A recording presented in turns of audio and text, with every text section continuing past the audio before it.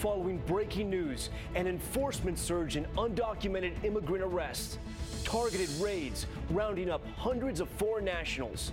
Is the new administration behind the latest crackdown? Mounting setbacks, the president navigating rocky terrain from his battle in court over the travel ban to possibly issuing a new similar executive order. Plus, his national security advisor under growing pressure tonight over conversations with the Russian ambassador. Dangerous ride, the school bus packed with students sent flying across a highway, flipping on its side, while the bus driver suddenly turned the wheel. Torture chamber. The woman held hostage by a suspected serial killer, speaking out for the first time. Did he leave you bound or did he unbind you?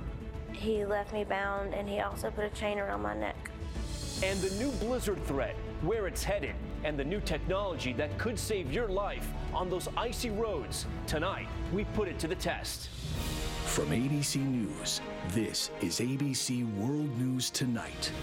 And good evening. Thanks for joining us on this Saturday. I'm Tom Yamas. And we begin tonight with the wave of undocumented immigrant arrests. Targeted raids carried out by U.S. immigration and customs enforcement officials. The flurry of new arrests raising new questions tonight. Is it an uptick in volume due to the Trump administration or just standard procedure? Pro-immigrant protesters swarming the streets in Minnesota, marching today in support of refugees and immigrants. ABC News' senior national correspondent Jim Wjla starting us off tonight. Tonight, mounting arrests of undocumented immigrants fueling these protests. Immigration officials calling it an enforcement surge. Advocates fearing that Donald Trump, who as a candidate promised deportation squads, is rounding up undocumented immigrants. You're going to have a deportation force. We have some bad hombres here, and we're going to get them out. This week, as president, federal agents from ICE are raiding homes across the country, hauling away immigrants from Texas to Atlanta. 161 deportations in Los Angeles alone. Most had criminal records, but not all. According to an ICE official, under President Obama's policies, at least 5 would not have been deported at all. We're all heartbroken, and we still cannot believe that this is happening. Michelle Luis's father, living without papers in Oregon for 30 years, picked up this week. The family says ICE was actually looking for his brother, who does have a criminal record. We need our dad. He's the man of the family. He's the leader. President Trump's new Homeland Security Secretary, General John Kelly, went on 2 of the raids himself this week. We spoke while touring border tunnels and the wall near San Diego. Are those the bad hombres that the president and you feel need to be returned to Mexico? They were picked up. They were subject to removal. The men and women of ICE are simply going and executing the law, which is what our job is. While President Obama was called the deporter-in-chief by immigration advocates for deporting more than 2 million undocumented immigrants in his 8 years, ICE then focused solely on criminals. As for the new man in charge, Secretary Kelly says his agents will only be bound by the laws on the books, not political policy. People like me and ICE and others, private citizens, can't pick and choose the laws they are going to obey. A stern warning to all 11 million undocumented living in the United States, most of them law-abiding and paying taxes and working, that they're no longer safe to stay here. Tom? Jim Wjla on a story that's still developing tonight. Jim, thank you. Now to the mounting setbacks faced by the new administration. The president tweeting this photo from the golf course today with the Prime Minister of Japan. And last night, speaking with reporters on board Air Force One, hinting at a possible next step on that stalled travel ban. The president indicating he wasn't aware of the growing furor over his national security advisor, Michael Flynn, on those conversations Flynn had with Russia's ambassador before the inauguration. ABC's David Wright with the latest. Wary of getting stuck in the rough yet again, President Trump played golf today with his Japanese counterpart. Having a great time hosting Prime Minister Shinzo Abe in the United States, he tweeted. Apparently, his opinion has changed. Japan, they're all taking our jobs, folks. Out on the campaign trail, Japan was one of Trump's favorite punching bags. When these people walk in the room, they don't say, "Oh, hello, how's the weather?" They say, "We want deal." These days, Trump is all smiles. Japan, one of several issues where campaign spin is giving way to a more measured presidential reality. Trump also reassured China he'll still abide by the One China policy, backing away from his provocative outreach to Taiwan. He also hinted he'll file a new, more narrowly focused version of his targeted travel ban, one more likely to pass muster with the courts. Could very well be, but I'd like to keep you, I'd like to surprise you. Trump now faces the threat of a new crisis from his national security advisor, Michael Flynn, under fire for his December phone calls with a Russian diplomat. At issue, whether Flynn told the Russians not to worry about sanctions imposed by President Obama in response to Russian meddling in the election. Flynn flatly denied the sanctions ever came up, then changed his story after intelligence officials confirmed that they did. What report is that? I haven't seen that. I'll look at that. Flynn now insists he doesn't recall, but can't be completely sure. And David Wright joins us live now from Mar-a-Lago. And we're learning tonight, Dave, there are new questions about one of Flynn's top aides.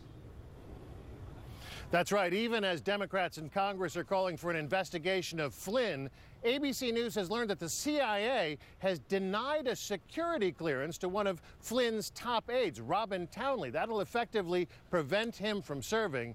No comment tonight from the CIA or the NSC, Tom. Not a great week for the retired general. All right, David, thanks so much.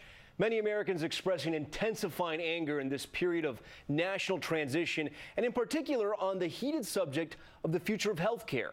Some fierce clashes between the people and the lawmakers elected to represent them. ABC's Gloria Rivera reports.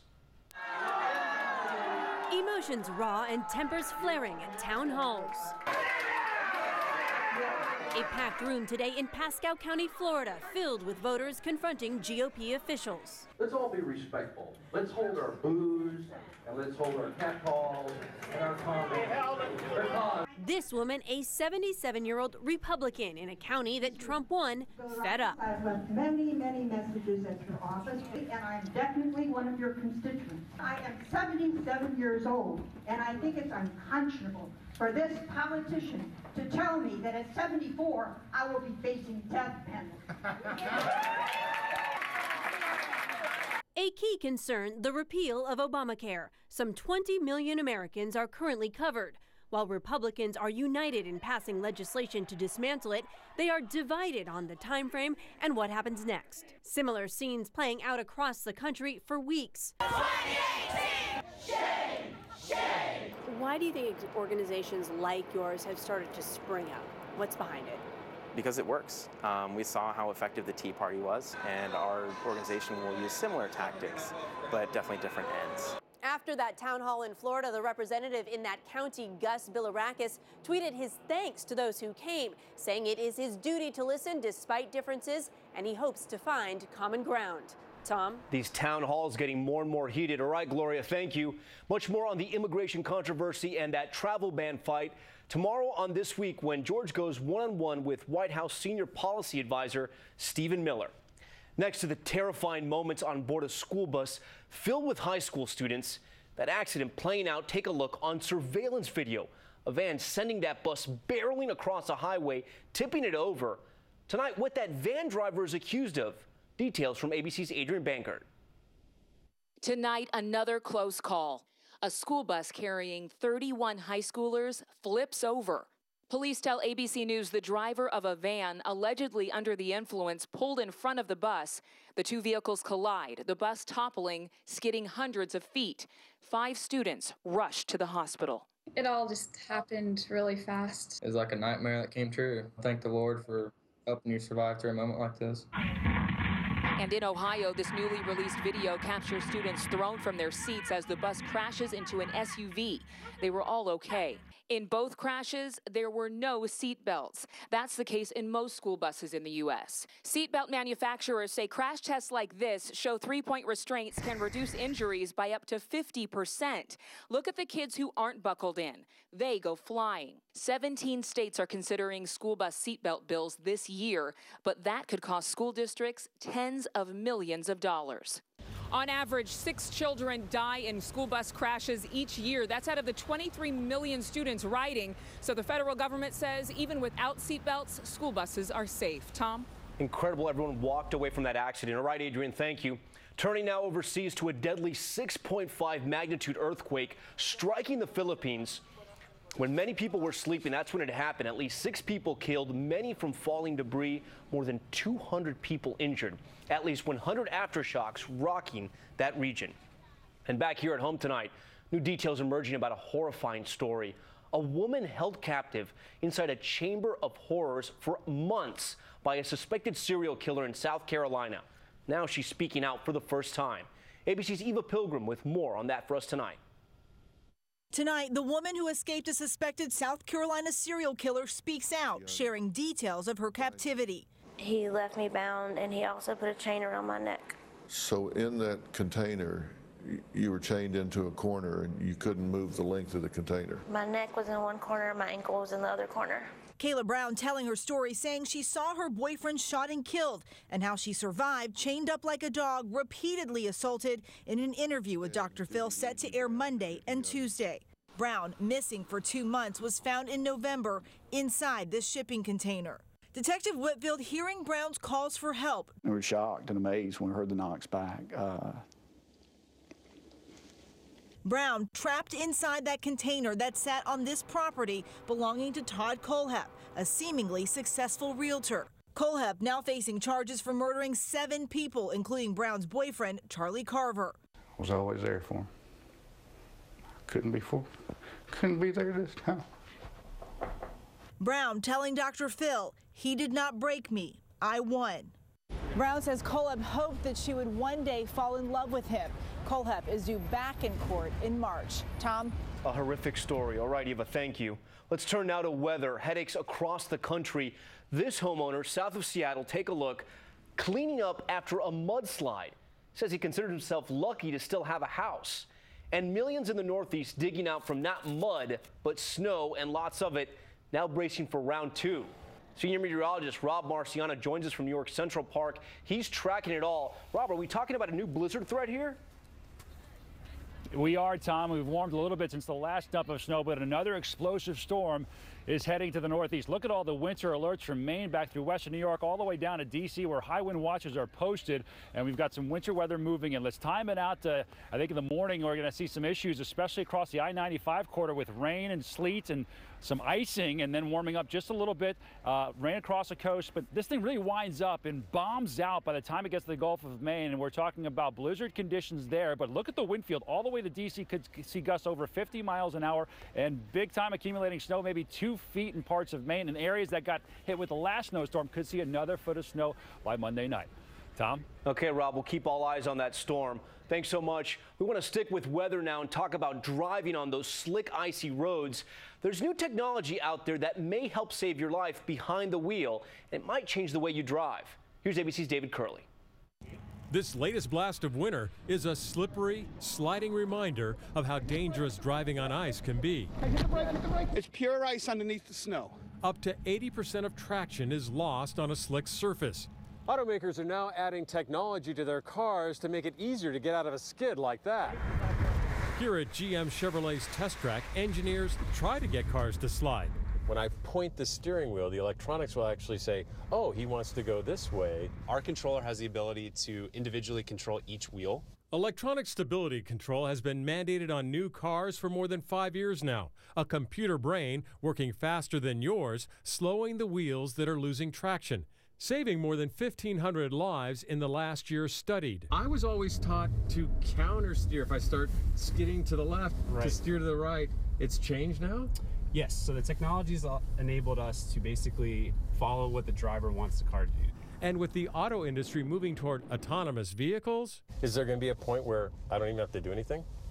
Ultimately, the goal is to be able to predict what surface you're going to be on before you actually get there. And possibly taking control of your car to keep you out of a dangerous slide. David Curley, ABC News, Milford, Michigan. Our thanks to David Curley for that report. There's still much more ahead on World News Tonight. We'll take you to the country's tallest dam, now overflowing, and the emergency happening right now. Plus, a doctor accused of telling patients they have cancer when they don't. And 20 years ago, police officers carried freezing twin girls to safety. Now, they meet for the first time since that day. The emotional reunion ahead. This is ABC World News Tonight, brought to you by Edward Jones. Hello? Hi, it's Anne from Edward Jones. I'm glad I caught you. Well, I'm just leaving the office, so for once I've got plenty of time. What's going on? So, those financial regulations being talked about? They could affect your accounts. So let's get together and talk and make sure everything's clear. Thanks. Yeah, that would be great. We've grown to over $900 billion in assets under care by being proactive, not reactive. It's how Edward Jones makes sense of investing. It was May when Dad forgot how to brush his teeth. In March, my husband didn't recognize our grandson. That's when moderate Alzheimer's made me a caregiver. If their Alzheimer's is getting worse, ask about